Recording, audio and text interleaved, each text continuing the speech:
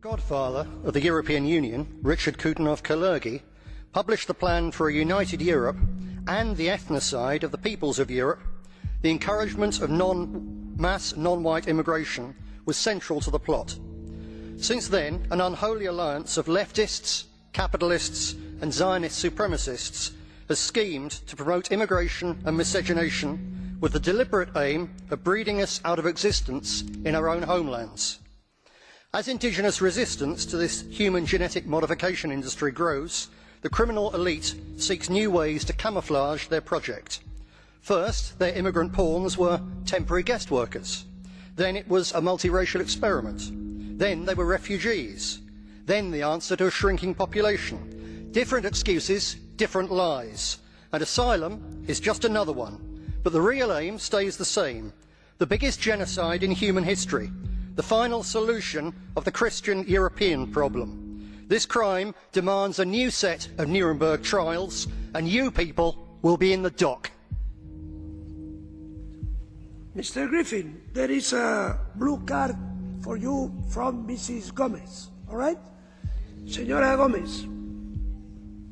Mr. President, I'm really ashamed of the racist and xenophobic terms that were used by Mr. Griffin, and my only question to him is if he's there to make any concrete suggestions and amendments to the legislation. Is your policy serious, or are you just shouting? And I hope you will not be re-elected if you seek re-election, because it's a shame for this Parliament, the kind of statements you have just made.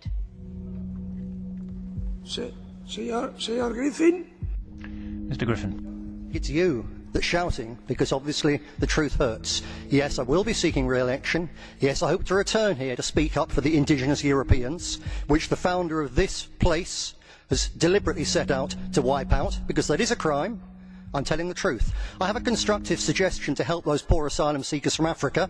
Yes, make it clear they can't come here, so they don't try to cross the sea and drown in huge numbers. The best way for them is to get the banks off the backs of their countries so they can live in peace in their countries, and we Europeans can live in peace in ours. Thank you. Gracias, señor Griffin. Thank you. How many refugees has Poland taken? 0. And you're proud of that?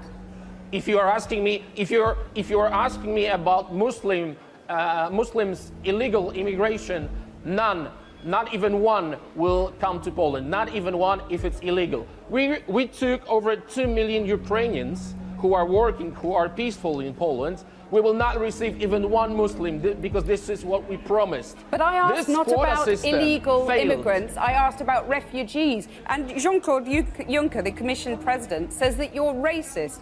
You sound proud of the fact that you haven't taken any refugees.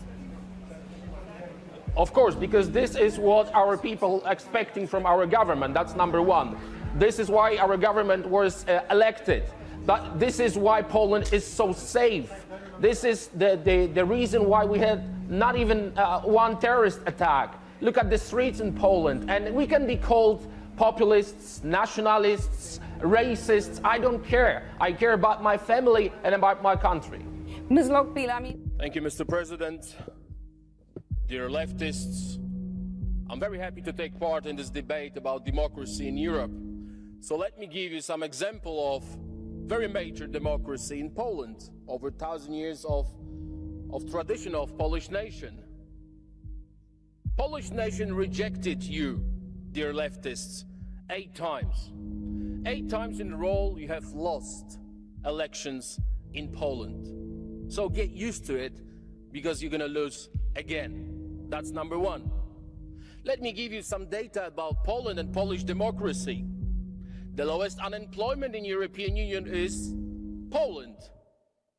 The highest GDP after COVID in European Union is Poland.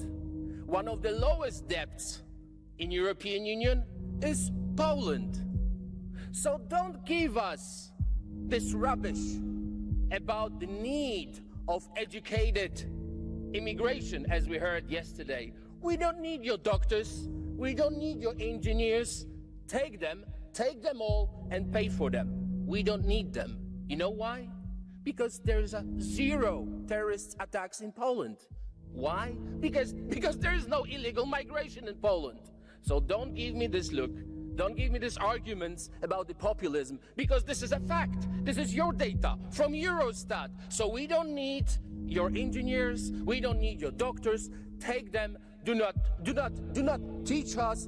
Do not teach us about democracy, because we know what the democracy is. So learn from Poland. Be like Poland. Thank you very much. Another clear and present purpose for the existence of the EU has been to bring about the vision of one of its founders, Count Richard von Coudenhove-Kalergi. Kalergi, of mixed Asian and Jewish background, wrote of a pan-European Europe in their book, Practical Idealism, in the 1920s, which set out his views on how he believed the abolition of European nations should be accomplished, with the formation of the European Union in the guise of peace and prosperity, oversaw by a ruling plutocracy. Kalergi's thesis soon became a movement, and with the backing of prominent bankers of the time, gained momentum and support amongst Europe's elite circles. In their book, Kalergi boldly and blatantly stated, "The European man of the future will be of mixed race. Today's races and classes will disappear owing to the disappearing of nations, time, and prejudice. The Eurasian Negroid race of the future, similar in its outward appearance to the ancient Egyptians, will replace the diversity of peoples with a diversity of individuals."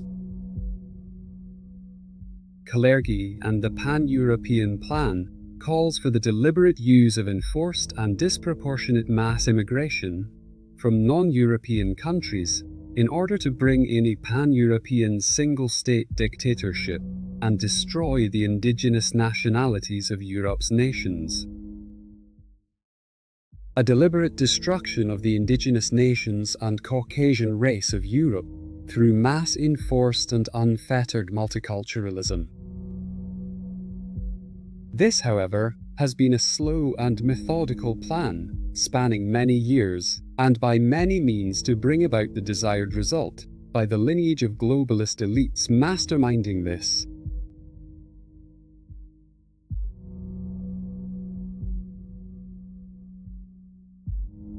The basis of a European nation partnership needed to be established in order to bring about Kalergi's plan. Therefore, countries big and small were lulled into partnership and allegiance, through both diplomatic and economic grounds, in the first formation of the European Economic Community, later to become the European Union. Gradually over time, more and more conditions were set upon countries, more and more treaties to be signed and adhered to, while power became more and more centralized in Brussels, as the legislative and voting power on the economic well-being of member states was stripped away.